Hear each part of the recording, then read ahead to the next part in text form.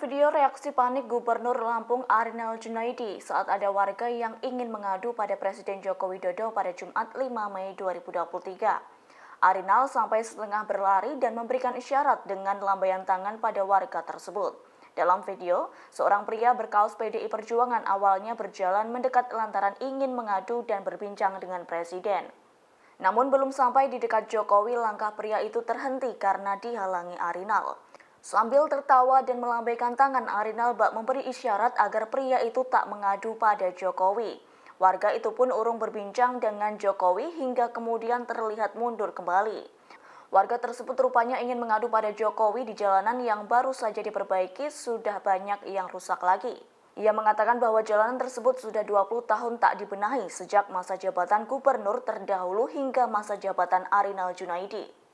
Warga juga mengaku rusaknya jalan bukan karena banyaknya kendaraan berat yang melintas, namun memang tak pernah adanya perbaikan sekalipun. Kapan mulai dikerjain? Baru diperbaiki 3 hari ini. 3 hari langsung.